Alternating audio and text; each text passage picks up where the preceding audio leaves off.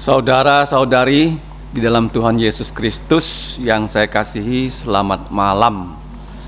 Sebelum kita memulai kelas kita malam ini, mari kita memuji Tuhan dengan pujian 248. Kehendakmu, oh genaplah. Mi re mi fa mi, kehendakmu, oh genapkanlah. Nah, kita menyanyi bersama-sama 248. Leong Pak Nyisip. Leong Pak Sisipat Siwong 248. Kehendakmu, oh genapkanlah. 3, 2, 1. Kehendakmu, oh genapkanlah. Ku tanah liat kau penjunan, bentuklah aku seturutmu. Ku mau menunggu pimpinanmu. Kehendakmu, oh genapkanlah. Tili jantungku sucikanlah di hadapanmu. Ku berserah, Yesus Tuhanku, oh terimalah. Kehendakmu, oh genapkanlah. Tolonglah aku yang berbeban, dengan kuasa-Mu ku bersandar, ku diselamatkan, ku ditebus. Kehendakmu, oh genapkanlah. Pimpinlah aku seturutmu. Penuhi aku dengan roh-Mu. Tinggallah selalu di jantungku. Mari kita berdoa. Allah Bapa kami yang bertahta kekal di dalam kerajaan sorga, Allah Bapa yang telah mengangkat kami melalui Putra-Mu Tuhan Yesus Kristus dari orang berdosa. Melalui Tuhan Yesus kami diselamatkan dan diadopsi menjadi anak-anak-Mu. Ya Bapa, pada malam ini kembali kami mengucap syukur. Setelah 1 bulan kami tidak sempat belajar, tetapi malam ini kami mulai belajar lagi dari firman-Mu tentang pernikahan, tentang keluarga, dan tentang gereja-Mu. Kami mohon ya Bapa, melalui pelajaran ini Engkau memberikan kami kedewasaan rohani, agar kami lebih dapat memuliakan nama-Mu. Ya Bapa, kami tahu kami orang yang berdosa. Mohon belas kasihan Engkau. Dengan darah Yesus, hapuslah semua pelanggaran kami. Kami mohon Roh-Mu menolong kami, baik kami yang belajar di kelas ini maupun yang secara daring. Kiranya kami dapat memperoleh hikmat dari firman-Mu. Berikan kami kekuatan untuk menerapkannya, bahkan kami bisa menyebarluaskan firman-Mu, sehingga lebih banyak lagi orang-orang dapat diberkati dengan firman-Mu kehidupan mereka. Demikian doa Bapa kami yang kami sampaikan hanya dalam nama Tuhan Yesus Kristus. Amin. Kita akan belajar ya malam ini mengenai tentang pernikahan dengan pertanyaan-pertanyaan. Pertanyaan yang pertama, mengapa manusia menikah? Why? Itu pertanyaan pertama ya. Bagaimana? Mengapa manusia menikah? Pertanyaan kedua yaitu di mana ya kita mendapatkan pasangan hidup, di mana? Itu yang kedua ya. Kemudian yang ketiga, bagaimana kita mendapatkan pasangan hidup. Yang pertama itu why, mengapa. Yang kedua itu where, di mana. Yang ketiga itu how. Nah, tiga kata tanya yang akan kita pelajari di malam hari ini. Nah, untuk pertanyaan yang pertama, mengapa kita menikah?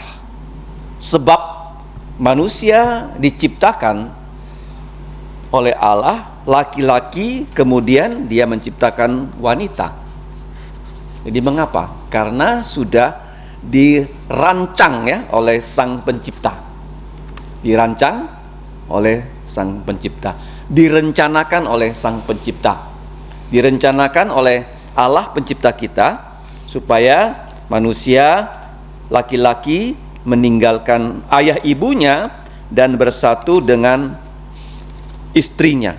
Mari kita buka kembali ayat yang pernah kita baca, yaitu di dalam Kejadian ya, pasal 2 ayat 18. Kejadian 2:18. Kita akan membaca dengan serentak ya. Kejadian 2:18. Inilah sebab mengapa manusia menikah. Mari kita baca. Tuhan Allah berfirman, tidak baik kalau manusia itu seorang diri saja. Aku akan menjadikan penolong untuknya yang sepadan dengan dia. Jadi di sini dengan sengaja ya Tuhan menciptakan Adam lebih dulu sebelum dia menciptakan Hawa. Kemudian Adam mendapatkan tugas memberi nama kepada binatang-binatang. Setiap binatang yang datang pasti berpasang-pasangan. Ada jantannya, ada betinanya.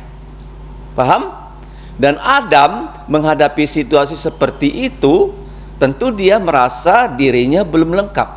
Belum apa? Tidak baik di sini bukan berarti suatu dosa.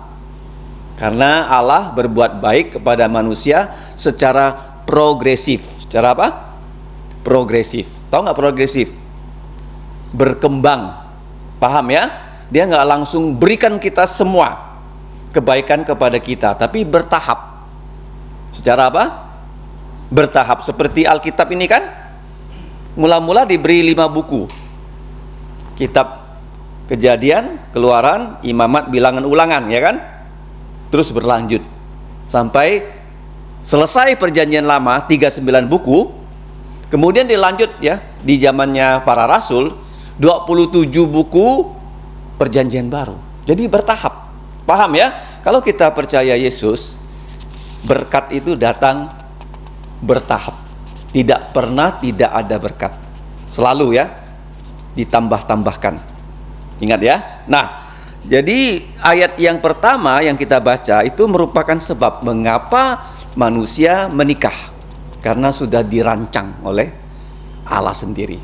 Dia menciptakan Adam lebih dulu, dan Adam ya waktu dia memberi nama kepada binatang, ada perasaan bahwa dia tidak punya penolong. Seperti binatang-binatang yang datang kepadanya. Sapi yang datang ada jantan, ada betina. Tapi Adam sendiri tidak ada penolong dia yang sepadan. Nah, itu yang alasan pertama ya. Nah, alasan pertama mengapa manusia menikah, karena Allah waktu menciptakan makhluk hidup, dia menciptakan jantan betina. Dia tidak langsung menciptakan jumlah binatang yang begitu banyak. Tidak seperti waktu dia menciptakan malaikat ya. Begitu dia menciptakan malaikat, semua malaikat yang mau dia ciptakan sudah ada. Jadi malaikat itu tidak perlu kawin mengawinkan. Jumlahnya sudah pas, sudah tetap. Sedangkan manusia kan, Allah menciptakan Adam, Hawa, kemudian dari Adam dan Hawa ya, Tuhan membentuk keluarga. Makanya jangan lupa ya, segitiga keluarga yang pernah saya ajarkan berkali-kali.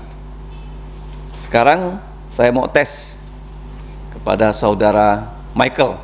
Coba digambar itu segitiga keluarganya, supaya diingat ya.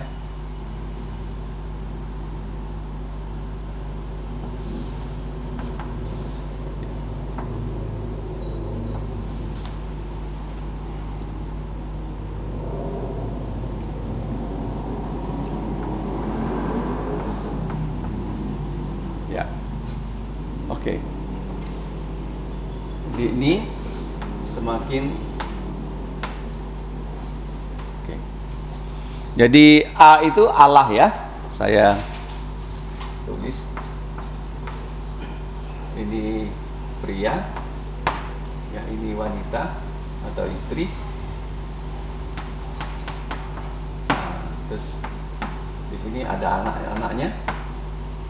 Bagaimana suami bisa dekat dengan istri? Karena mereka semakin dekat dengan siapa? Tuhan. Ingat ya, maka jarak mereka makin lama di sini makin naik, ya kan? Kalau mereka semakin dekat dengan Allah.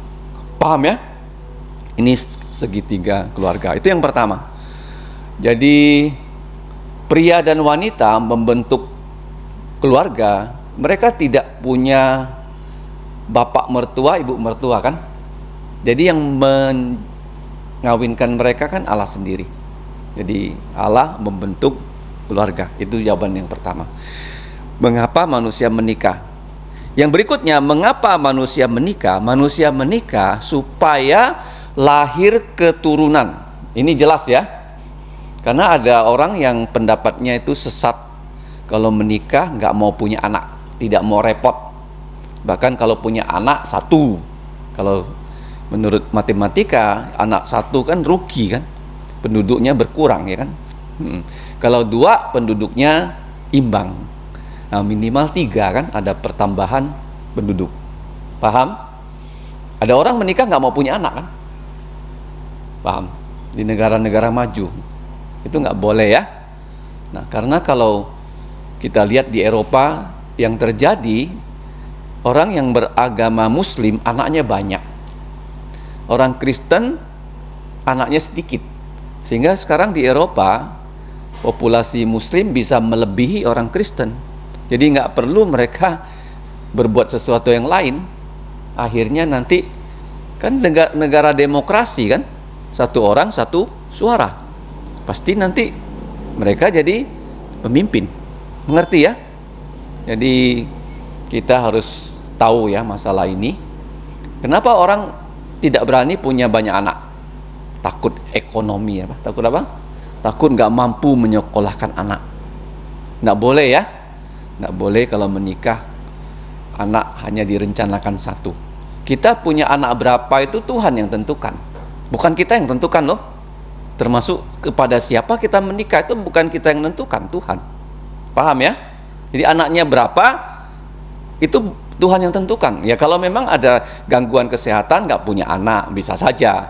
Tapi ada juga orang gangguan kesehatan hanya punya anak satu, dia mau punya anak lagi nggak bisa. Nggak bisa.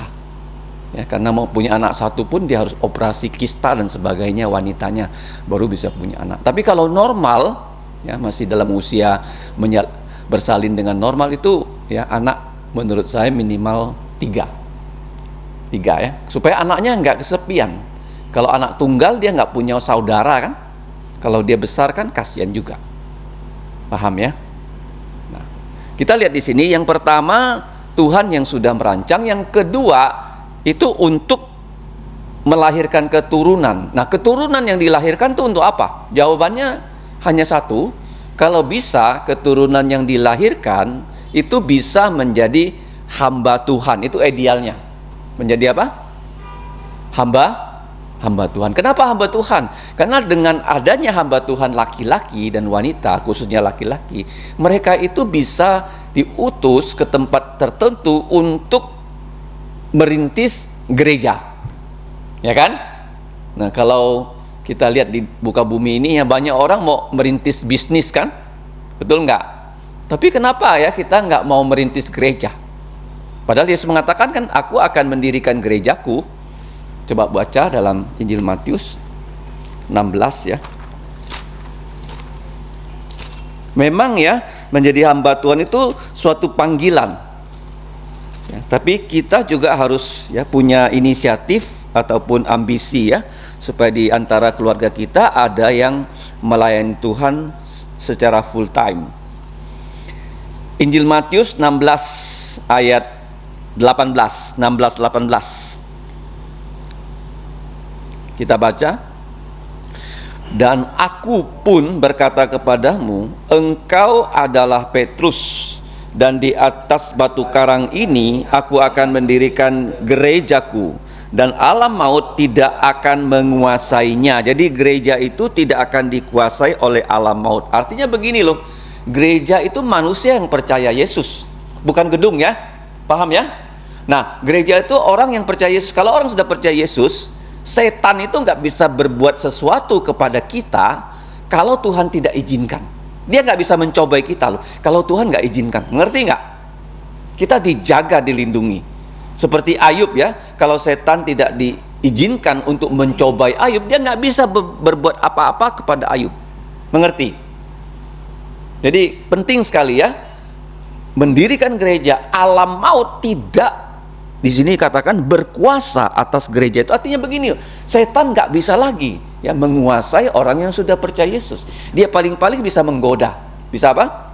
Seperti dia menggoda Petrus supaya Yesus ya dilarang oleh Petrus jangan disalibkan. Petrus pernah menarik Yesus kan, kamu jangan mati Tuhan Yesus. Dia bisa menggoda, tapi setan nggak bisa masuk dalam lubuk jantung kita, merasuki kita. Paham ya? Apa itu maksudnya alam maut?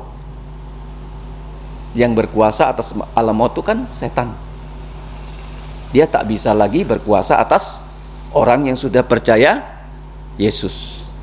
Dan orang yang sudah percaya Yesus, dia tidak mengalami kematian seperti orang dunia. Kalau dia wafat, dia disebut tidur kan? Disebut apa? Tidur. Kenapa tidur? Karena jasadnya masih di bumi, rohnya sudah langsung ke surga. Paham? Makanya orang Kristen tidak boleh dibakar. Tidak boleh apa? Dibakar, harus dikubur. Karena tubuh orang yang mati dalam Tuhan Yesus akan dibangkitkan. Akan apa? Dibangkitkan. Jadi penting ya, punya keturunan supaya bisa melayani seperti siapa? Coba baca dalam kitab Samuel.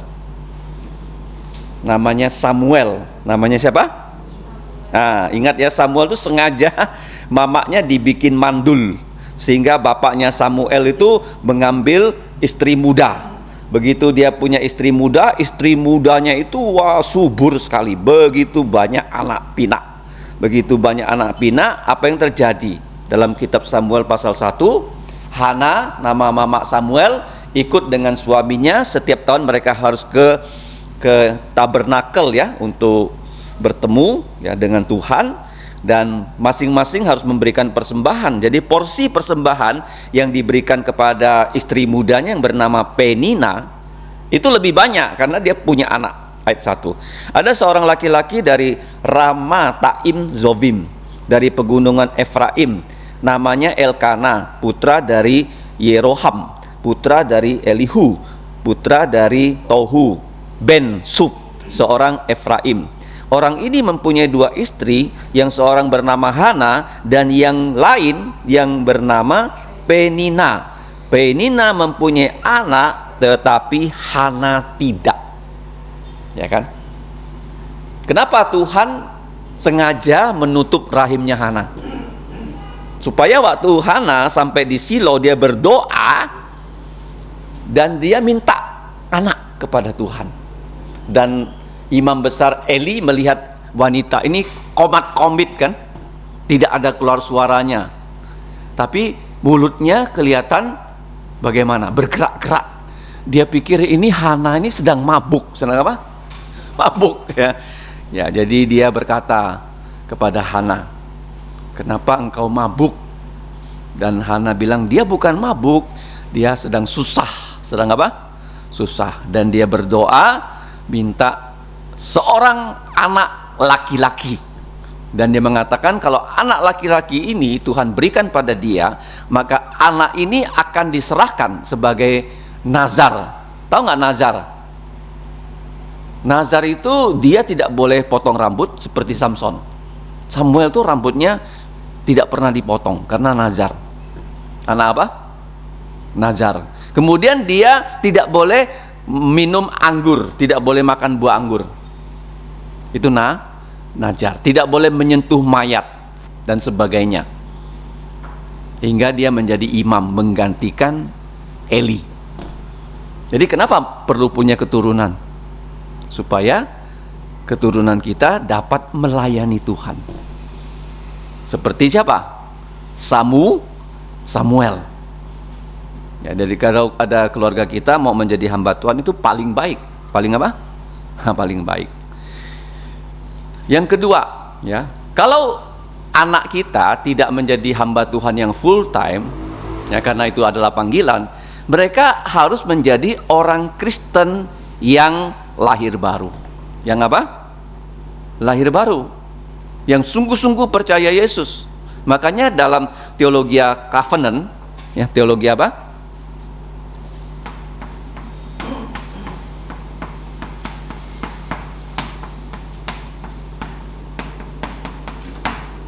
Nah, teologi covenant itu adalah Allah ingin menyelamatkan bukan hanya papanya, mamanya, tapi seluruh rumah kita. Seluruh rumah kita. Ayatnya mana ya? Di Perjanjian Baru jelas dalam Kisah Rasul 16 ayat 31. 16:31. 16:31. Jawab mereka, di sini Paulus dan Silas, kepada kepala penjara, percayalah kepada Tuhan Yesus Kristus dan engkau, ya, bukan akan selamat, ya, tolong ditambahkan di sini, engkau akan diselamatkan. Ya, bahasa Indonesia terjemahannya kurang pas. Bukan akan selamat, akan diselamatkan. Pasif, ya. You will be saved. Will be-nya. Kalau bahasa Indonesianya itu tidak ada, ya, nuansa pasif di sini. Ingat, ya, akan diselamatkan. Kita bukan akan selamat, akan diselamatkan oleh Tuhan Yesus. Engkau bahkan, ya, bukan hanya engkau loh, bahkan seluruh rumahmu. Seluruh apa? Rumahmu. Ini namanya teologi perjanjian. Teologi apa? Perjanjian. Allah berjanji, dia bukan hanya menyelamatkan satu orang, tapi dia ingin menyelamatkan seluruh keluarganya melalui apa? Melalui Injil Tuhan Yesus. Semua anggota keluarga kita percaya bahwa Kristus sudah mati untuk dosa kita sesuai kitab suci, dia sudah dikubur, kemudian Tuhan Yesus, ya, sudah bangkit dari kematian pada hari ketiga sesuai kitab suci, dan dia menampakkan diri. Mengerti, ya? Jadi kita percaya, ya, kepada Yesus yang sudah, ya, menjadi juru selamat kita. Teologi apa namanya? Perjanjian atau covenant. Kita diselamatkan, ya. Kita diselamatkan oleh Tuhan Yesus. Kita harus membawa anak kita, bahkan nanti cucu kita, secepat mungkin mereka bisa percaya Yesus. Kameranya tolong dipantau, ya, Mak, ya. 25. Belum, ya? Oke. Paham, ya? Kenapa menikah? Tuhan yang merencanakan. Yang kedua, kenapa menikah? Untuk mendapatkan keturunan yang saleh. Apa itu keturunan yang saleh? Yang bisa melayani Tuhan seluruh hidupnya. Nah, tetapi kalau dia tidak dipanggil Tuhan seperti Samuel, bisa saja dia menjadi pelayan Tuhan yang bagaimana? Secara part time. Secara apa? Part time itu maksudnya dia di dalam kehidupannya sehari-hari dia menjadi anak Tuhan yang baik, ya. Di tempat kerja dia bersaksi kepada orang tentang Yesus, dia hidup sesuai dengan firman Tuhan. Kemudian di dalam gereja dia juga aktif, ya, datang kebaktian, bahkan melayani. Mengerti? Mengapa di gereja ada pemberkatan nikah, ya, supaya keluarga-keluarga baru itu bisa bersama-sama dengan keluarga yang lama yang sudah ada di gereja, bersama-sama melayani. Paham, ya? Jadi papanya datang, mamanya datang, anaknya datang, semua datang kebaktian, semuanya belajar. Nanti ada pelayanan apa, sama-sama ikut bekerja. Karena dalam satu rumah tangga, jika semua bekerja, maka rumah tangga itu pasti dapat dikelola dengan baik. Tetapi kalau rumah tangga yang kerja hanya papa mama, wah, rumahnya bisa kotor, bisa berantakan. Kalau anaknya nggak terlatih, bahkan ada anak mencuci piring pun nggak bisa. Paham, ya? Makanya di gereja juga orang-orang harus dilatih membawa mobil, ya, nanti menjadi pembantu kelas di sekolah minggu, ya kan? Dan sebagainya, perlu dilatih. Nah, zaman dulu itu nggak ada sekolah loh yang melatih orang jadi dokter. Kalau bapaknya dokter gigi atau tukang gigi, dia mengajar anaknya jadi tukang gigi. Kalau bapaknya tukang kayu seperti Yusuf, Tuhan Yesus diajar sebagai tukang kayu. Jadi nggak ada namanya sekolah pertukangan dan sebagainya ya, di zaman dulu. Ya, kita lihat ya, yang berikutnya. Ya, selain keturunan bisa menjadi hamba Tuhan, keturunan itu menjadi orang Kristen yang baik. Orang Kristen yang baik, yang saleh. Nah, kemudian pertanyaan kedua, setelah why, where, di mana? Di mana orang menemukan ya, calon pasangan seumur hidup? Pasangan seumur hidup. Ingat ya, nggak ada istilah cerai waktu hidup. Nggak boleh, menikah kemudian nggak cocok, cerai saja, nggak bisa ya. Nah, jadi harus seumur hidup sampai maut memisahkan mereka. Nah, coba di mana ya? Di mana kita bisa mendapat? Di sini bukan artinya mendapat. Adam, kenapa dia punya Hawa? Kenapa punya Hawa? Tuhan yang memberi kan? Tuhan menciptakan Hawa, terus membawa Hawa ke hadapan Adam dan mengawinkan Hawa dengan Adam. Nah, ayat yang tidak boleh kita lupa itu dalam kitab Amsal. Walaupun di sini hanya ditulis istri ya, tapi berlaku sebaliknya. Amsal 18 ayat 22. Jadi bukan hanya yang suami mendapat istri kan, tentunya istri mendapat apa? Suami ya. Ayat 22, tolong diingat ayat ini ya. Oke, kita baca sama-sama. Siapa mendapat istri, mendapat sesuatu yang baik, dan ia dikenan Tuhan. Ya, jadi kita mendapatkan istri itu Tuhan yang memberi loh. Kenapa Tuhan memberi kita istri? Supaya suami istri nanti bisa sama-sama melayani. Sama-sama apa? Bukan sama-sama cari duit loh. Kamu tahu nggak? Uang yang kita miliki itu hanya untuk kita hidup. Mengerti nggak? Untuk apa? Kita hidup. Kita sebagai orang Kristen bukan untuk menumpuk harta loh, untuk mencari harta sebanyak-banyaknya supaya 7 keturunan pun nggak habis. Bukan. Kita dapatkan harta supaya kita bisa hidup dan kita bisa memberi persembahan. Mengerti? Ya, jadi jangan punya cita-cita ingin jadi orang yang kaya raya gitu ya. Tidak ya. Jadi di sini mendapatkan istri itu Tuhan yang memberikan kepada kita. Yang mendapatkan istri itu mendapatkan sesuatu yang baik. Ya, kenapa? Karena bukan kita cari terus dapat ya, tapi Tuhan yang sudah menyediakan. Saya pernah bahas kan di pertemuan kita bulan yang lalu kan, di mana Abraham sengaja tidak diberi putra kan, Ishak kan, umur 100 baru dia punya putra yang namanya Ishak. Terus di pihak keluarganya di Haran itu sudah punya putra, punya cucu. Punya apa? Cucunya namanya apa? Cucu dari adik Abraham namanya siapa? Ribka kan? Ribka loh. Jadi Ishak itu sebenarnya pamannya dari Ribka loh. Tapi karena ya umurnya tidak terlalu berbeda jauh, ya Ishak itu umurnya sudah 60 tahun. Nah, dan Ribka itu umurnya Ishak itu umurnya 40. Nah, Ribka itu masih gadis. Jadi tidak terlalu selisih banyak umurnya. Ya, sengaja Ribka itu generasi berikutnya loh, bukan generasinya Ishak. Sengaja kan Tuhan menciptakan Ribka ya, pada saat ya sesudah ya Ishak itu lahir. Jadi Tuhan menyediakan Ribka ya untuk Ishak. Ngerti ya? Beda generasi. Beda apa? Beda satu generasi. Beda satu generasi. Paham ya? Sedangkan Abraham, istrinya itu sebenarnya adik tirinya loh. Abraham siapa? Sarah itu adalah adik dia dari bapak yang sama tapi lain ibu. Zaman dulu boleh ya, kalau zaman sekarang nggak boleh, namanya incest. Tuhan menyediakan Sarah untuk Abraham. Siapa tuh istri Abraham? Adiknya sendiri, adik tirinya. Kenapa sekarang nggak boleh? Sekarang tuh kalau keluarga dekat menikah itu bisa timbul penyakit loh. Timbul apa? anaknya bisa berpenyakitan yang nggak bisa disembuhkan. Nggak boleh sekarang ya, namanya incest, tahu? Incest ya. Kalau zaman dulu boleh ya, zaman Abraham. Nah, Tuhan menyediakan ya Sarah untuk Abraham, Tuhan menyediakan Ribka ya untuk siapa? Untuk Ishak.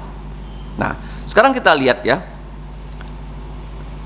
Tuhan menyediakan itu bukan hanya di dalam perjanjian lama, tapi di perjanjian baru ada instruksi tentang pernikahan yang sudah saya khotbahkan kan pada saat di gereja, di kebaktian pemberkatan nikah, dalam kitab Efesus pasal 5. Jangan lupa ya, Efesus 5 ayat 22 sampai 33. Gampang diingat ya. Efesus 5 22 33. 22 sampai 33. Jadi di sini ada seruan atau perintah kepada para istri, hai istri-istri, tunduklah kepada suami-suamimu seperti kepada Tuhan. Karena suami adalah kepala istri seperti Kristus adalah kepala gereja. Dialah yang menyelamatkan tubuh. Ingat ya.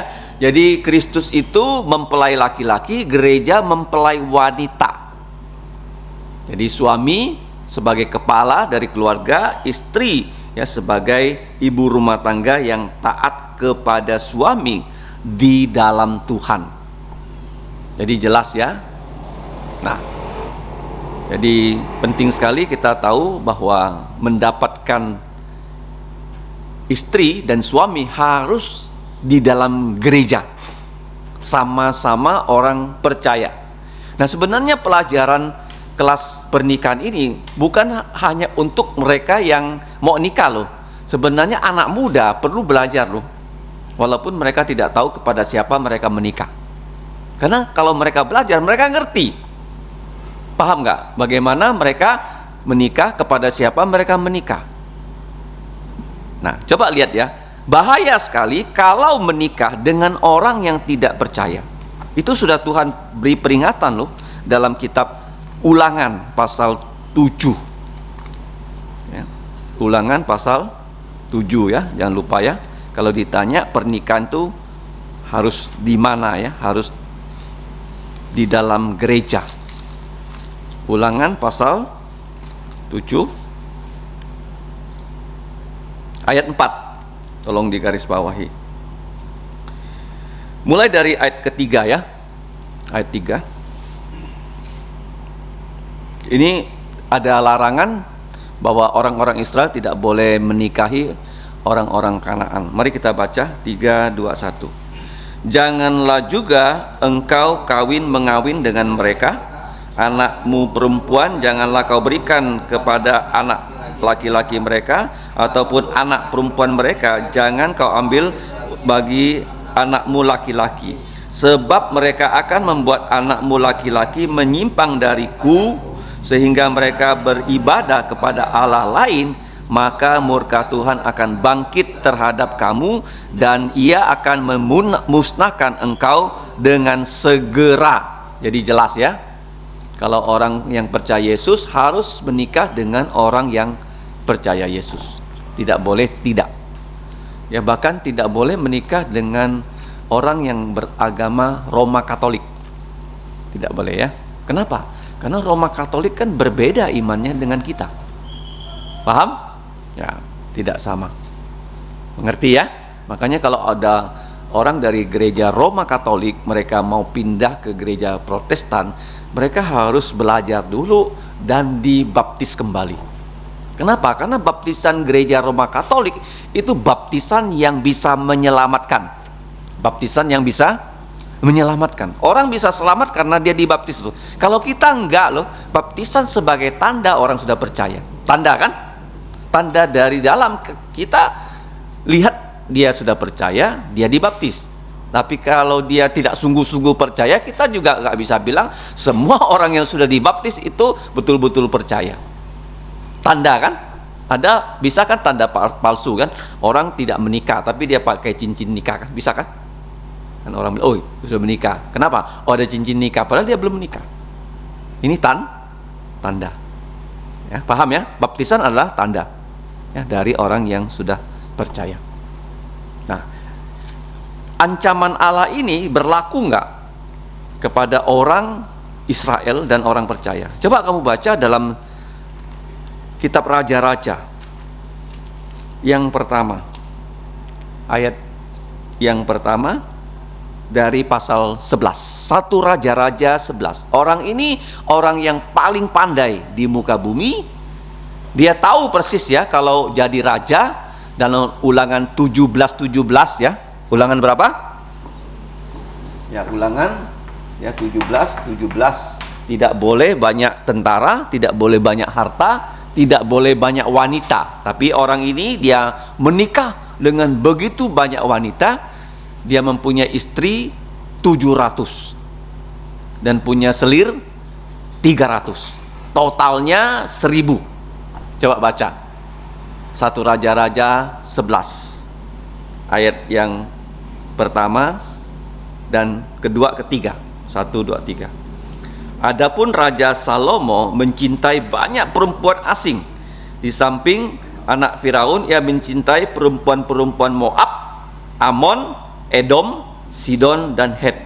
Padahal tentang bangsa-bangsa itu Tuhan telah berfirman kepada orang Israel, janganlah kamu bergaul dengan mereka, dan mereka pun janganlah bergaul dengan kamu, sebab sesungguhnya mereka akan mencondongkan jantungmu kepada allah-allah mereka.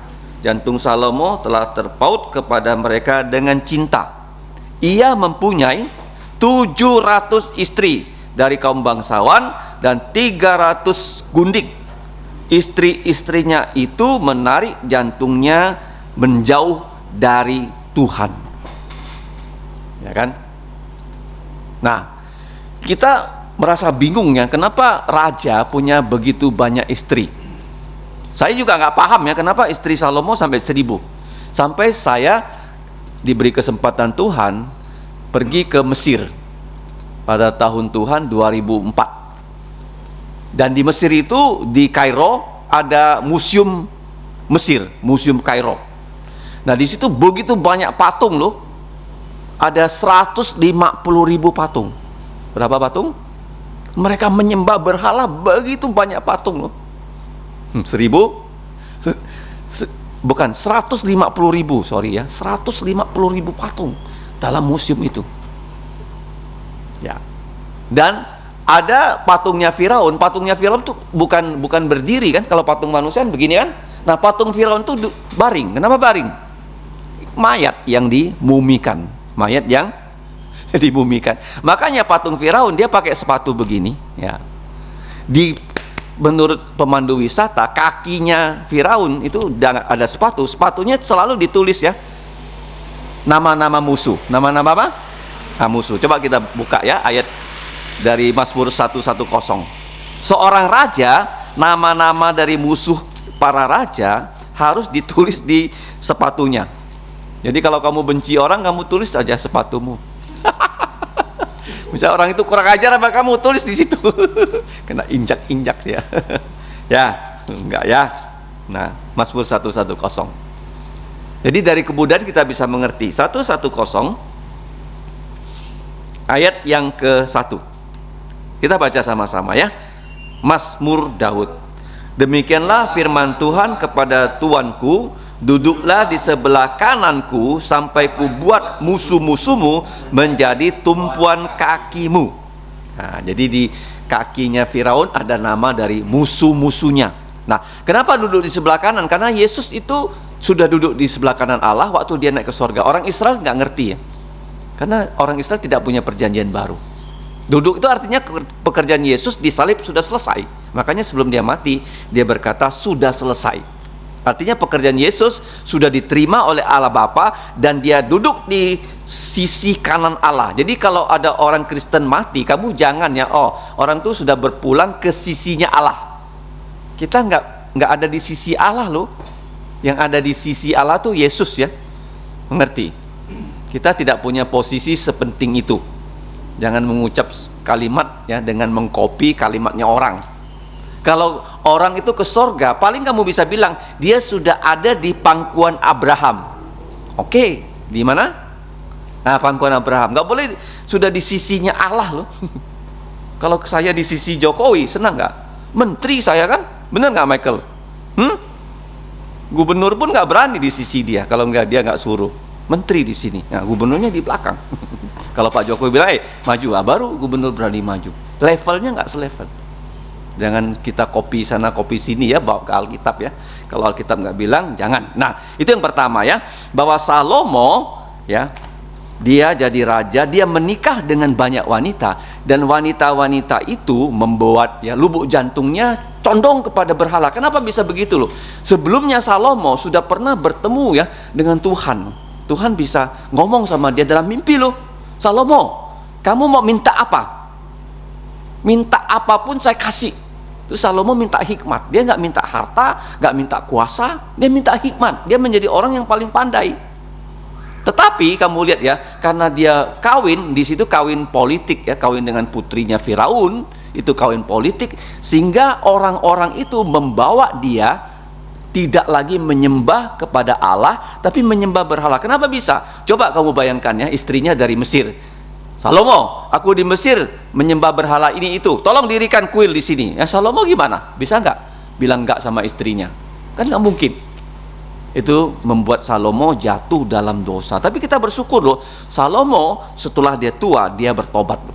Kalau kamu baca ya kitab Pengkhotbah, itu dia tulis setelah dia tua. Segala sesuatu sia-sia, dia bertobat.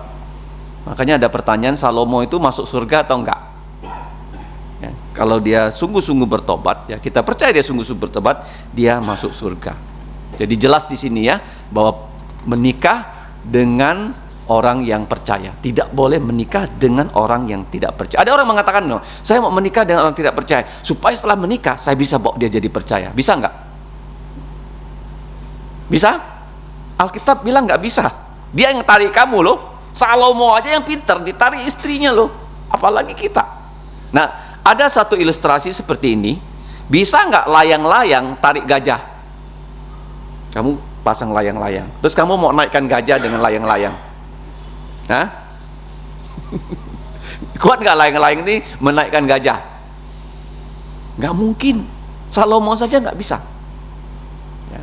Nah, kenapa raja itu punya banyak istri? Ini namanya gengsi. Namanya apa? Gengsi. Jadi begini loh, di Timur Tengah itu ada peraturan menurut pemandu wisata, seorang raja dia harus minimal punya 365 selir. Kenapa? Karena setiap hari dalam 1 tahun dia nggak boleh punya selir yang sama. Hari ini selirnya harus baru, besok baru, sepanjang harus berganti. Minimal berapa selirnya? 365. Makanya saya heran ya, kok Salomo begitu banyak istri. Waktu saya sampai di Mesir, pemandu wisatanya bilang begitu, baru saya ngerti. Padahal Tuhan sudah ingatkan loh. Coba baca Ulangan 17:17.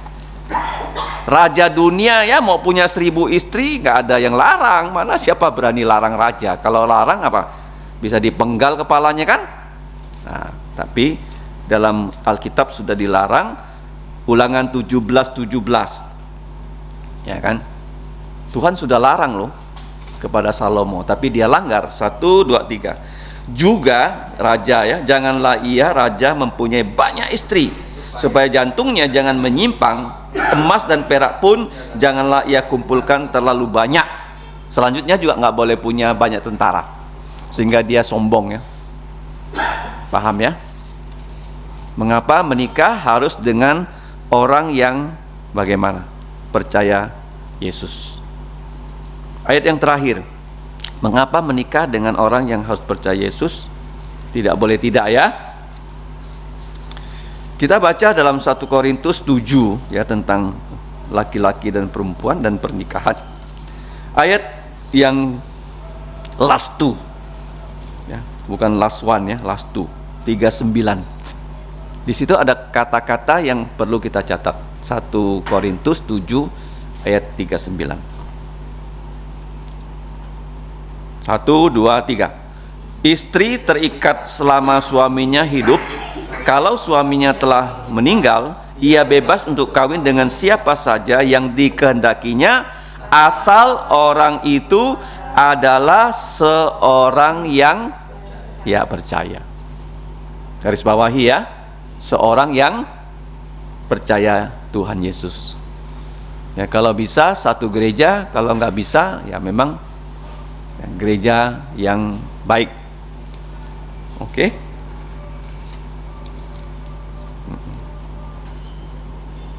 Di mana mendapatkan calon di dalam gereja itu sendiri, ya, dari orang yang percaya. Nah, selanjutnya pertanyaan ketiga apa? Bagaimana? Nah, bagaimana ini jawabannya yang pertama harus waspada. Waspada, harus hati-hati ya, dalam pernikahan. Karena ada tadi kita bilang ya, pernikahan dengan orang yang tidak percaya bisa menghancurkan iman orang yang percaya. Jadi begini ya, saya pernah bertemu dengan seorang ibu di Yogyakarta. Dia menikah dengan orang tidak percaya. Setelah dia menikah dengan orang tidak percaya, dia tidak lagi ke gereja. Sampai suaminya ya wafat, baru dia ke gereja. Sampai suaminya wafat loh, baru dia kembali ke gereja. Jadi tidak mungkin ya kita seperti layang-layang menarik gajah. Menarik apa? Gajah. Tetapi begini loh, kalau orang ya sebelum menikah dua-duanya nggak percaya, terus satu akhirnya dia percaya Yesus, ya kan? Ada kan di gereja kita kan? Ya, suaminya belum percaya, istrinya sudah percaya. Nah, itu nggak boleh suaminya atau istrinya yang percaya minta cerai. Wah, aku sudah percaya Yesus loh. Alkitab kan bilang ya, aku nggak boleh punya suami yang tidak percaya Yesus. Cerai saja kita, nggak boleh. Nggak boleh. Siapa tahu ya suami yang percaya Yesus bisa membawa istrinya kemudian percaya Yesus. Tapi kalau misalnya ya Alkitab bilang suaminya melihat istrinya sudah percaya Yesus, suami yang tidak percaya minta cerai, layani aja, silakan. Ya, layani, silakan. Alkitab berkata begitu ya. Tapi kita sendiri nggak boleh ya berinisiatif mengajukan cerai. Nah, oke, kita lanjut ya. Nah, kenapa harus waspada? Peringatan bukan hanya di dalam 1 Korintus 1 ayat pasal 7 ya, 1 Korintus 7 ayat 39. Mari kita buka ya dalam 2 Korintus sekarang. 2 Korintus 6.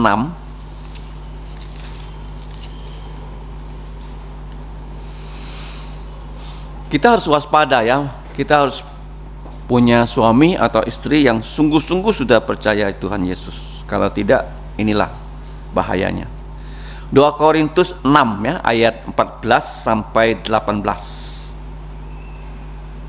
Mari kita baca 14. 6:14 2 Korintus. Janganlah kamu merupakan pasangan yang tidak seimbang dengan orang-orang yang tidak percaya, sebab persamaan apakah yang terdapat antara kebenaran dan kedurhakaan, atau bagaimanakah terang dapat bersatu dengan gelap? Persamaan apakah yang terdapat antara Kristus dan Belial? Apakah bagian bersama orang yang percaya dengan orang-orang yang tak percaya? Apa hubungan bait Allah dengan berhala? Karena kita adalah bait Allah dari Allah yang hidup. Menurut firman Allah ini, aku akan diam bersama-sama dengan mereka dan hidup di tengah-tengah mereka, dan aku akan menjadi Allah mereka dan mereka akan menjadi umatku. Nah, coba kita lihat di sini ya, jangan merupakan pasangan yang tidak seimbang. Ya, kita percaya kemudian ya menikah dengan orang yang tidak percaya. Ini bisa diaplikasikan di situ ya. Tapi sebenarnya ayat ini untuk gereja yang menurut Alkitab nggak boleh bekerja sama dengan gereja yang tidak menurut Alkitab. Itu orang Kristen tidak boleh punya partner bisnis dengan orang yang tidak percaya. Contohnya begini, kalau kamu orang Kristen buka toko ya, join dengan orang yang tidak percaya. Dia mau sembeli kerbau, buka tokonya, ya kan? Gimana? Kan nggak mungkin kan? Masa kamu ikut tradisi penyembahan berhala? Jadi tidak boleh ya, merupakan pasangan di sini partner yang tidak seimbang ya dengan orang yang tidak percaya. Nah, ini pengajaran tentang ya tidak boleh kompromi dalam hal rohani, tapi bisa diaplikasikan dalam pernikahan. Karena ada pertanyaan selanjutnya, kamu lihat ya. 1, apa pertanyaan pertama? Adakah kesamaan antara kebenaran dan kedurhakaan? Ini pertanyaan retorika ya. Kalau pertanyaan retorika itu jawabannya kita sudah tahu, jawabannya tidak ada. Ada nggak persamaan antara kebenaran dan kedurhakaan? Nggak ada. Adakah ya? Kamu lihat ya, kesatuan antara terang dan gelap? Nggak ada. Terang dan gelap, ya kalau ada terang, gelap itu hilang. Adakah persamaan dengan antara Kristus dan Belial? Apa itu Belial? Hah? Belial itu apa? Nama dari berhala, ya, Belial ya. Apakah ada bagian bersama-sama orang yang percaya dengan tak percaya? Jawabannya tidak ada. Kemudian yang ke pertanyaan berikutnya, apakah ada hubungan antara bait Allah dengan rumah berhala? Ya jelas-jelas nggak ada. Jadi inilah ya yang memberikan kita kewaspadaan ya, dalam ya, memilih pasangan hidup kita. Dalam 2 Korintus 14 ayat 8 sampai ayat yang ke-18 ya. Coba kita baca lagi 17-18 ya. Sebab itu, ini perintahnya ya, keluarlah kamu dari antara mereka dan pisahkanlah dirimu dari mereka, firman Tuhan, dan janganlah menjamah apa yang najis, maka aku akan menerima kamu, dan aku akan menjadi bapamu, dan kamu akan menjadi anak-anakku laki-laki dan anak-anakku perempuan. Demikianlah firman Tuhan yang Maha Kuasa. Jadi di sini ada perintah ya, keluarlah kamu dari antara mereka, pisahkanlah dirimu dari antara mereka. Jadi kata pisahkanlah dirimu dari antara mereka, ada satu istilah di dalam istilah teologi ya, itu namanya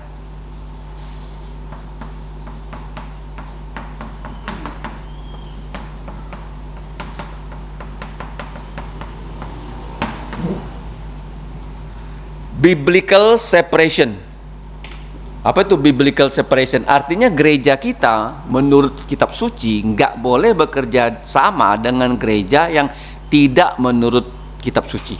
Jadi kita tidak boleh ya menyelenggarakan Natal bersama dengan gereja karismatik yang berbahasa lidah, ya kan? Yang menyanyikan lagu-lagu kontemporer dengan band. Pisahkanlah diri.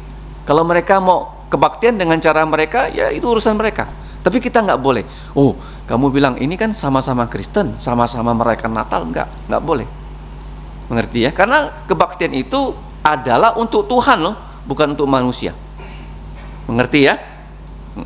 Jadi pisahkanlah dirimu dari mereka. Pisahkan dirimu dari mereka juga termasuk kita nggak boleh ya terus mendengarkan lagu-lagu kontemporer yang dengan band dan sebagainya. Sehingga kita bagaimana? Tidak lagi menghargai lagu-lagu hymn. Lagu-lagu kontemporer itu biasanya diciptakan oleh artis. Artis itu tujuannya apa? Dia menciptakan lagu supaya top apa? Ya tenar, bagus. Dapat duit, dapat apa? Iya, dapat duit lo, direkam lo, dijual lo. Kalau lagu-lagu ini penulisnya dapat duit nggak? Syairnya kalau kita tulis di sini, dapat duit nggak? Nggak ada. Tujuannya menulis lagu ini supaya orang ingat firman. Mengerti? Kalau lagu-lagu yang kamu nyanyikan di gereja karismatik itu semua artis yang bikin loh. Profesional apa? Profesional. Ingat ya. Jadi gereja sekarang ya sudah jauh menyimpang dari firman Tuhan. Maka kita harus memisahkan diri. Nah, memisahkan diri ini seperti sel darah putih. Sel apa? Sel darah putih. Kalau kita punya sel darah putih, kalau yang asingnya, misalnya kuman-kuman masuk, jadi bisa ditangkal. Kalau kita tidak memisahkan diri, kita bergabung dengan mereka, pasti kita tercemar. Pasti apa? Tercemar. Gak mungkin loh, kamu bilang, oh saya mau mengubah gereja karismatik supaya mereka tidak karismatik lagi. Saya menyusup ke situ. Gak bisa. Gak apa? Mereka lebih kuat daripada kita. Ngerti ya? Mereka tuh seperti jamur. Seperti apa?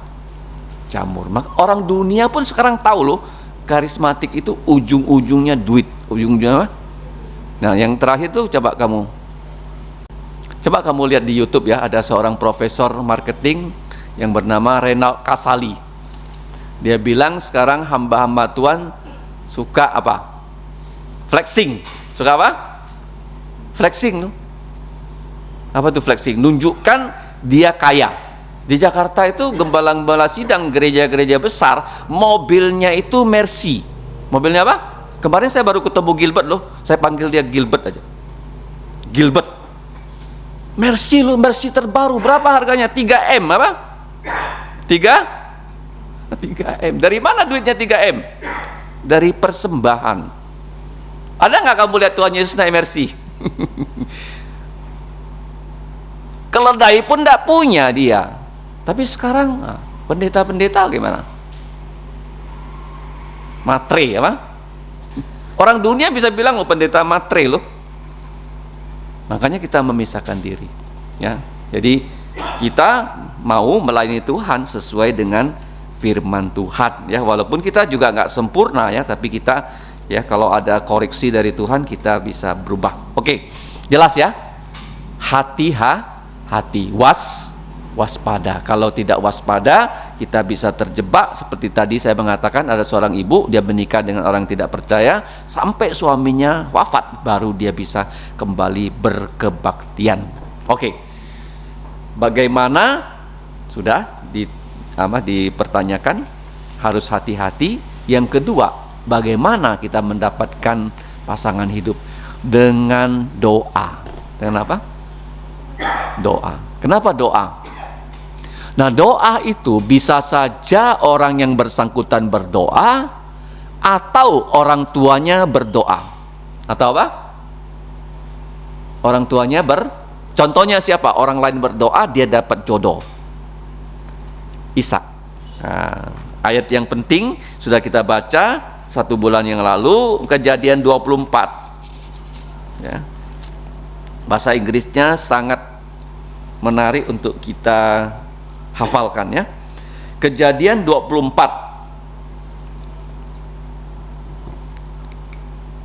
ayat 27. Kita baca sama-sama. Ini kesaksian dari Eliezer.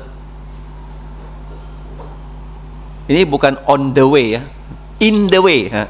ITW, ya, bukan OTW, ya. Coba kita baca 1, 2, 3. Serta berkata, terpujilah Tuhan Allah Tuanku Abraham yang tidak menarik kembali kasihnya dan setianya dari Tuanku itu, dan Tuhan telah menuntun aku di jalan ke rumah saudara-saudara Tuanku ini. Nah, dalam bahasa Inggrisnya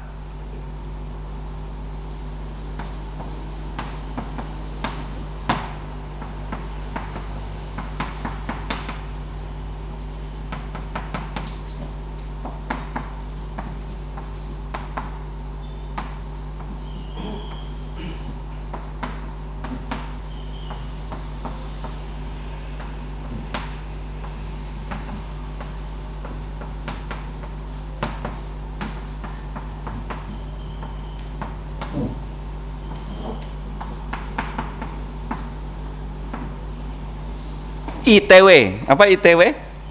In the way. Atau dulu namanya in the way, sekarang jadi on the way. Kalau dulu in the way, ya, bahasa Inggris kunonya, I being on the way. Nah, dulu in the way lu, bukan on the way, ya. I am being in the way. Saya lagi OTW lu. Nah, Tuhan telah memimpin aku ke rumah dari siapa? Saudara-saudara Tuanku. Ya kan?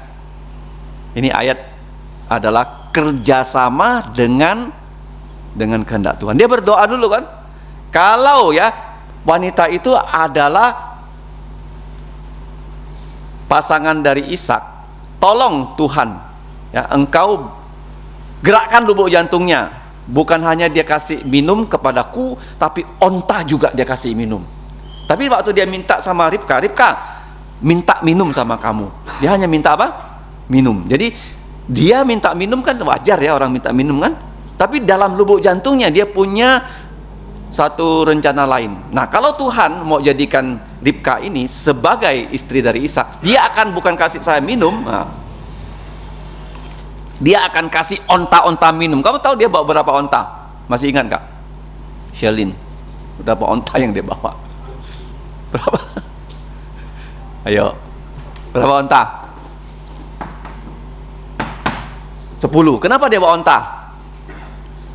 Kenapa dia bawa onta? Hah? Bawa barang, menunjukkan Abraham orang kaya. Kalau onta zaman sekarang itu seperti truk. Seperti apa? Dia bawa 10 truk loh untuk ngelamar loh.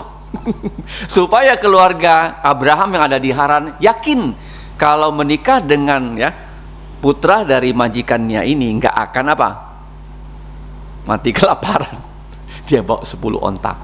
Kamu tahu nggak satu onta minumnya berapa banyak? 1 galon cukup nggak? Nggak cukup ya. Angkut 1 galon 20 liter itu udah ngos-ngosan ke lantai 3. 1 onta menurut penelitian minumnya bisa 100 liter. Sebesar drum. Sebesar apa? Jadi Ribka bisa menimba 10 drum. Kamu pernah menimba air nggak? Pernah. Saya menimba air waktu saya kuliah di Jogja ya. Kos saya paling murah, nggak ada pompa, jadi airnya timba loh. Yang baru mandi. Wah, berat tuh. Kalau nimba satu tong besar tuh, wah gimana nih, 10 tong kamu bayangkan ya. Jadi Ribka tuh kuat. Kuat ya. Wanita yang kuat ya, bukan hanya dia cantik tapi dia kuat. Dia juga perawan ya. Nah, makanya di sini dia minta sama Tuhan ya, kalau saya minta minum, dia kasih onta minum. Inilah calon istri dari putra majikan saya. Doa apa? Doa. Kita orang tua berdoa juga untuk anak-anak kita punya suami atau istri. Harus berdoa. Kalau kamu punya anak 3 kan, kamu doakan ya, supaya mereka mendapatkan suami yang cinta Tuhan. Paham ya? Orang lain bisa berdoa, orang itu juga harus berdoa. Makanya saya bilang kelas ini sebenarnya juga cocok untuk anak-anak muda yang belum punya pasangan hidup, karena harus doa. Oke? Jadi mengapa? Sudah dijawab. Di mana? Sudah dijawab. Bagaimana? Harus waspada. Kalau enggak benar pilihannya bisa menjadi malapetaka. Terus diiringi dengan doa. Kalau doa, kita bisa bekerja sama dengan rencana Tuhan.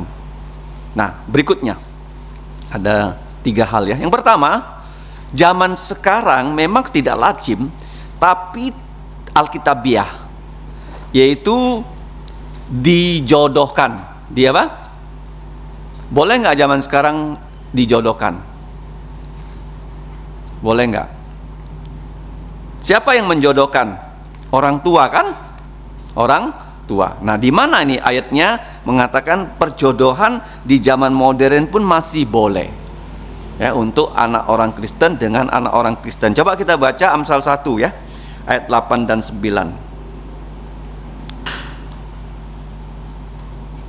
Karena orang tua kalau menjodohkan, dia tidak sembarangan kan. Kita baca 8-9. Hai putraku, dengarkanlah didikan ayahmu dan janganlah menyinyakan ajaran ibumu, sebab karangan bunga yang indah itu untuk kepalamu dan suatu kalung untuk lehermu.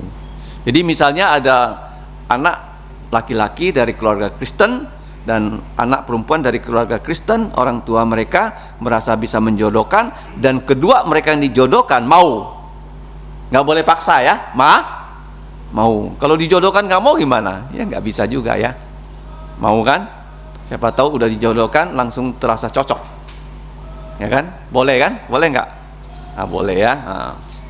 Oke. Karena perjodohan itu seperti ya zaman dulu ya. Orang nggak ada ceritanya ya, ketemu di jalan terus ya merasa senang dan sebagainya. Itu zaman dulu ya. Ayatnya Amsal 1 ayat 8 dan 9. Kemudian yang terakhir, yang pertama, orang zaman modern itu mengenal kata pacaran, tapi pacaran menurut Alkitab itu sepertinya apa ya? Coba kita baca 1 Tesalonika pasal 4 ayat 3 dan 4 ya. 3 dan 4 ya. 1 Tesalonika pasal 4 ayat 3 dan 4. Kita baca sama-sama. Ini penting ya. Namanya bukan dating ya, tapi courtship. Nah, courtship ini oke. Nah, kalau dating ini nggak boleh. Dating itu begini loh. Ada misalnya biru jodoh, terus orangnya ke sana ya, coba-coba ya pacaran dengan orang tertentu. Kalau nggak cocok bagaimana putus. Nah, itu namanya dating ya zaman sekarang. Nanti saya jelaskan lebih lanjut ya, apa maksudnya courtship ya. Oke, 1, 2, 3. Karena inilah kehendak Allah pengurusanmu, yaitu supaya kamu menjauhi percabulan, supaya kamu masing-masing mengambil seorang perempuan menjadi istrimu sendiri dan hidup di dalam pengudusan dan penghormatan. Ayat 5, bukan di dalam keinginan hawa nafsu seperti yang dibuat oleh orang-orang yang tidak mengenal Allah. Jadi begini ya, apa itu dating? Nah, dating itu orang yang sudah mengenal dan mereka itu punya waktu untuk ya menanti mereka menjadi suami istri ya di hadapan Tuhan dan manusia. Nah, kenapa nggak boleh dating? Dating itu begini loh. Dating yang paling parah, orang hidup bersama. Orang apa? Ya, jadi di barat tuh mereka punya pacar sampai melahirkan tapi belum menikah. Itu yang paling parah. Itu namanya percabulan. Apa itu percabulan? Percabulan itu hubungan suami istri dari orang yang belum menikah. Itu namanya percabulan. Pornografi, ya kan? Misalnya orang pornografi, dia membuat video porno, ya kan? Dia belum menikah dua-duanya. Itu namanya pornografi, nggak boleh. Kemudian apa tuh bedanya pornografi dengan zina? Kalau zina tuh orang yang sudah punya istri, dia selingkuh. Dia apa? Selingkuh. Oke, dia kan sudah punya suami, punya istri. Ya sudah tahu bagaimana hubungan suami istri, tapi dia hubungan suami istri dengan orang yang bukan suami dan istrinya. Itu namanya zina. Apa? Kalau zina tuh hukumannya mati. Hukumannya apa? Mati ya. Kalau porno, dua orang ya hubungan, ya mereka bisa dikawinkan. Bisa apa?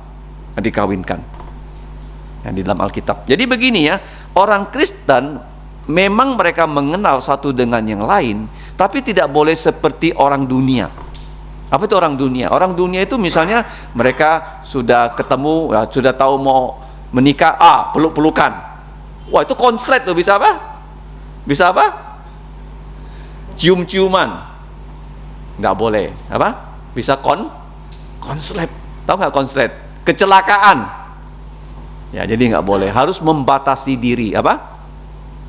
Makanya orang Kristen courtship boleh, tapi dating nggak boleh. Mengerti ya? Jadi kalau misalnya sudah ada umur, ya tahan-tahan sudah sampai nikah, itu baru namanya boleh misalnya ciuman, pelukan. Tapi kalau sebelumnya nggak boleh loh. Pegang tangan nanti bisa kesetrum apa? Ya. Konslet, bahaya itu konsletnya. Ya nggak boleh ya. Jadi secepatnya menikah itu boleh ya. Tapi tidak boleh namanya pacaran seperti orang dunia. Apalagi zaman dulu orang suka pacaran di mana? Di bioskop apa? Begitu masuk bioskop udah gelap kan? Nah, kan di rumah kan nggak boleh ada papa mamanya kan? Seingat saya zaman dulu orang begitu ya. Nggak boleh ya, orang Kristen nggak boleh. Bisa apa? Keterusan apa? Keterusan. Oke. Jadi courtship oke. Tapi dating nggak boleh. Ya, apalagi hubungan suami istri nggak boleh ya, dalam Alkitab harus menjauhi namanya percabulan ya. Kalau sudah merasa mapan ya menikah saja karena ya kan, betul nggak? Umur sudah ada, kerja sudah ada ya kan, nikah aja. Oke? Nggak usah tunggu-tunggu ya, kalau sudah siap ya. Nah, berikutnya dua yang terakhir itu setiap orang Kristen seperti yang tadi harus menjauhkan diri dari pornografi. 2 Timotius pasal 2 ayat 20-22 ya.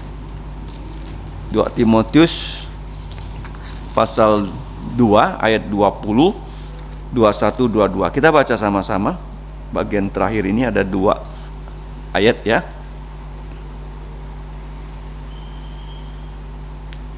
2 Timotius 2,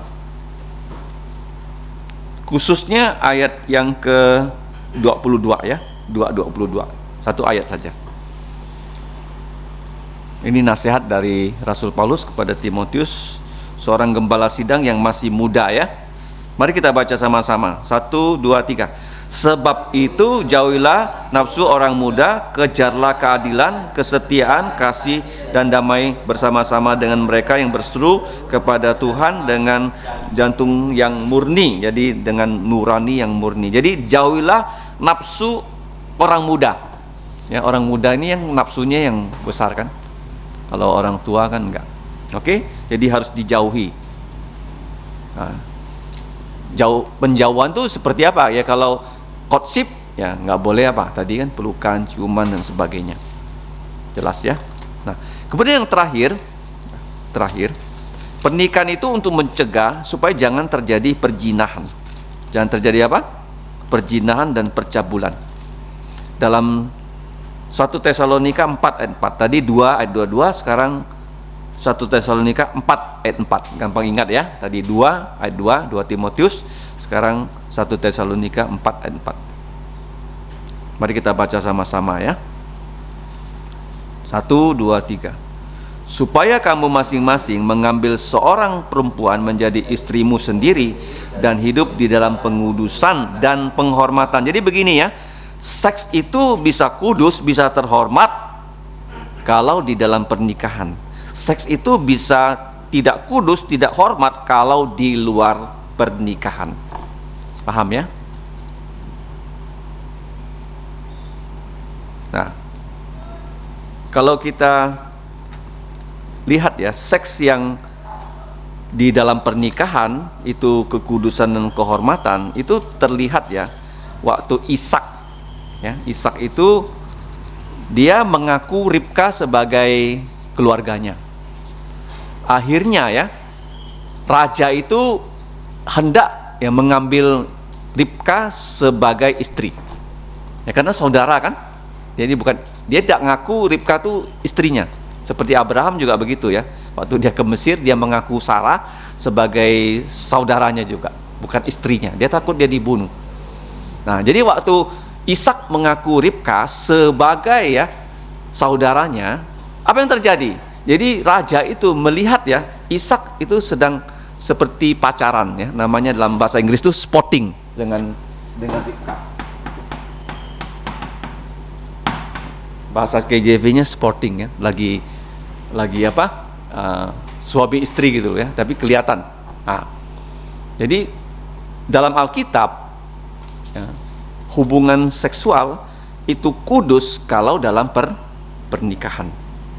Itu makanya disebut spotting ya. Ingat ya. Kalau bahasa Indonesianya bahasa mereka bercumbu gitu ya, bahasa Indonesianya. Padahal bahasa KJV-nya sporting, di kelihatan raja. Baru raja tahu, oh itu bukan saudaranya, itu istrinya. Ya, jadi ya Raja Abimelek baru tahu ya bahwa Ribka itu istrinya dari Ishak, bukan saudaranya. Ya, makanya seks itu di dalam pernikahan kudus dan terhormat. Kenapa kudus? Karena dibuat untuk melahirkan keturunan. Ya. Dan terhormat juga. Dan kenapa disebut ini sporting? Karena dibuat untuk manusia punya kenikmatan seperti makan, ya kan? Kita makan makanan kesukaan kan, nikmat. Nah, ini juga dalam hubungan suami istri dalam pernikahan. Jadi seks itu suatu kenikmatan. Makanya dalam kitab Korintus dikatakan kamu jangan ya bertalak menjauhkan diri kecuali dengan persetujuan. Setelah kamu setuju, nanti kembali lagi hidup sebagai suami istri. Supaya jangan apa? Jangan satu dari antara kamu terbakar. Ya. Karena Tuhan tahu kan usia manusia ya, dalam usia produktif, wanita itu produktifnya itu sampai umur 50 tahun. Setelah 50 tahun dia sudah menopause. Dia tidak lagi seperti anak muda. Paham nggak? 50 tahun itu sudah menjadi ya orang tua. Dia nggak punya hormon lagi ya dalam tubuhnya. Dia tidak menstruasi lagi. Ya, jadi dia sudah tidak lagi ya menjadi wanita yang waktu dia gadis. Ngerti? Itu wanita ya. Berapa tahun? 50. Hormonnya berubah. Kamu pelajarilah ya di internet ya. Wanita yang sudah menopause, hormonnya berubah. Tidak lagi seperti dia masih gadis. Kalau dia masih gadis, ya dia masih orang muda. Kalau dia sudah menopause, dia tidak lagi orang muda, karena nggak bisa punya anak lagi dan sebagainya. Ya, alat reproduksinya sudah berubah. Ngerti ya? Makanya kalau menikah sebaiknya laki-laki itu jangan punya istri yang lebih tua. Istrinya udah tua dari dia, nah, jadi masalah. Istri harus lebih muda. Kan biasanya begitu. Oke, karena wanita kalau menopause dia sudah bagaimana? Berbeda dengan wanita yang masih haid. Paham ya? Usia menopause itu berapa tahun? 50. Dan sekarang juga begini loh. Sebelum menikah di zaman sekarang, orang tuh biasanya harus cek dulu ya.